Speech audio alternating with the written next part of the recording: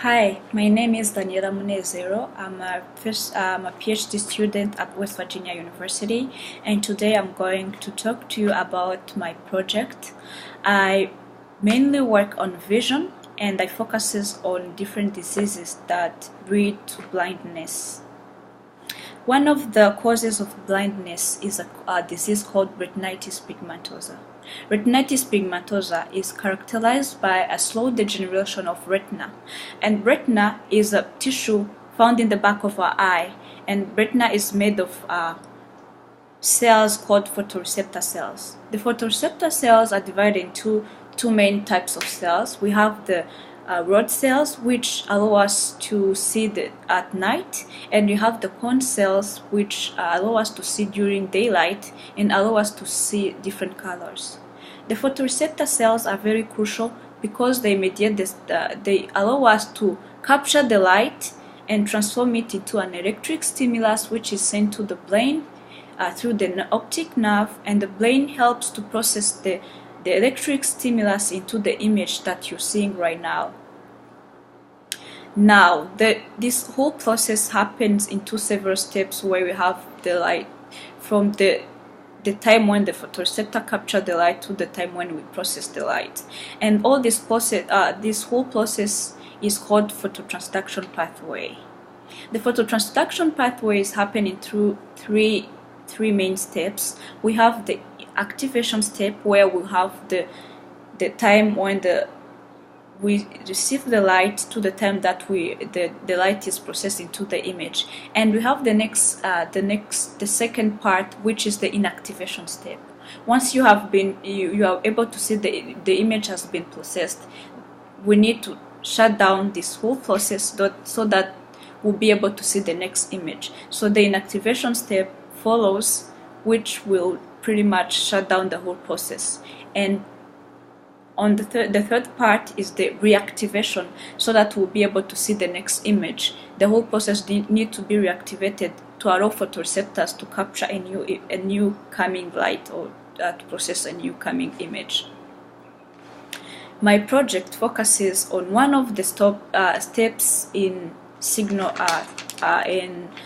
signal phototransduction, which is mediated by a molecule called rhodopsin.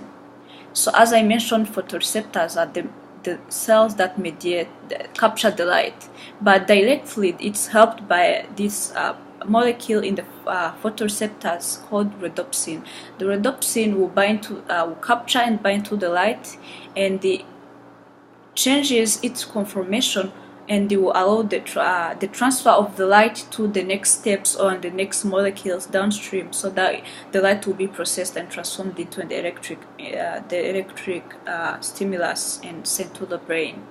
And during the activation step, that's when the rhodopsin binds to the light and undergoes a transformational change and transfer the light to the next step to be processed. And during the inactivation step, the rhodopsin will be inactivated by binding to another small molecule called phosphate.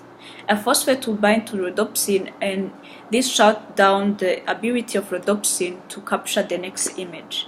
However, for us to see the next image, to be able to process different things, to see different things around us, rhodopsin needs to be reactivated again, so it will be able to receive more light coming in.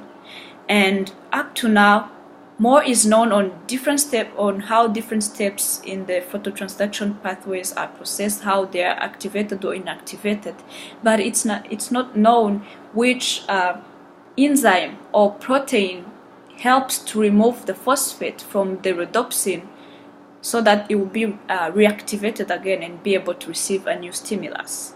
And my project now is mainly focusing on this step, because this step is crucial. If your rhodopsin is unable to be reactivated again, we won't be able to process the next image, which by slowly will lead to the retinal degeneration and lead to retinitis pigmentosa, which eventually lead to blindness. I'm currently testing one of the protein called phosphatase. The molecule that mediates the removal of phosphate is made of a family of protein called phosphatase. And right now I'm testing one phosphatase that we think might be the phosphatase, allowing the removal of a phosphate from rhodopsin and allowing its reactivation. So by finding the identity of this phosphatase, it will allow us to find ways to stop the retinal degeneration and eventually find ways to treat retinitis pigmentosa and be able to stop blindness disease. Thank you very much.